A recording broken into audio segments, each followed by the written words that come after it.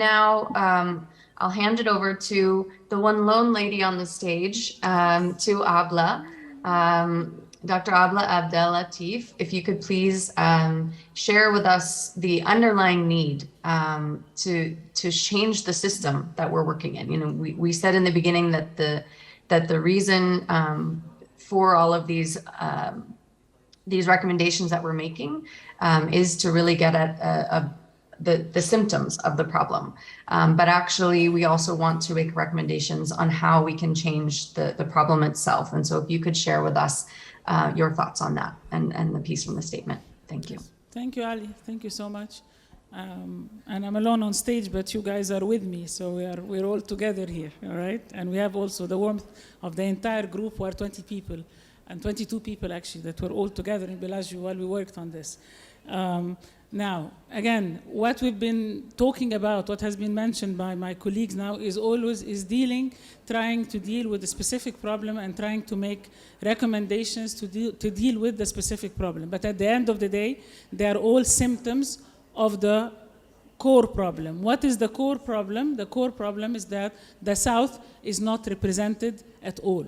All the organizations, or represented very weakly, all the organizations that exist are built and created for the interest of the North with no representation, no re-representation from the South. So their interests are not there, their voice is not heard, so no wonder we are where we are. So what we are going to say, and what we're suggesting, is to have a new economic order, to have a complete change, a paradigm shift in the world system, whereby everybody can be represented, okay? And we can actually fill the gap between the North and the South that exists at this point because of the old system. We have 5 specific recommendations in that area.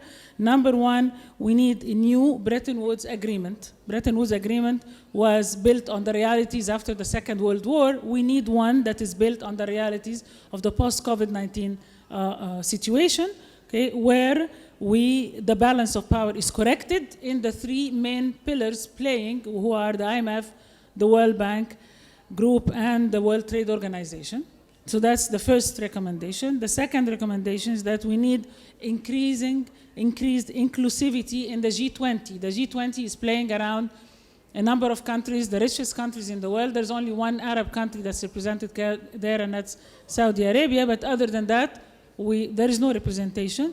And Saudi Arabia is not a poor country, all right? So we are talking about a new G20 plus, whereby the new members are exclusively from the Global South. Representation can be further increased by aligning new membership to regional blocks across Africa, Southeast Asia, Asia, Pacific, Central and South America, and the MENA region. The membership of the G20 has not changed since it was first created, okay? And the balance of power has completely changed. So it has to be, this change needs to take place. Number 3, we need to have a reallocation of power through equal voting rights. At this point, all the voting rights in the international organizations is based on the financial contribution. If you have the money, you have a vote. The one who has the gold, it was mentioned in the webinars, the ones who have the gold are the ones who can talk. Here we are talking about equal voting rights, okay, in the 3 pillars of the international economic system, regardless of the financial contribution, okay? And this would solve actually a lot of problems. Recommendation number 4, reforms of the UN system across financial governance, security, and voting functions along the lines that we're suggesting for the IMF and for the World Bank.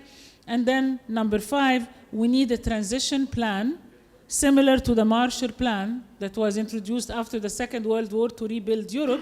We need a transition plan to rebuild, okay, the South, which has been suffering all these years from the wrong organizations.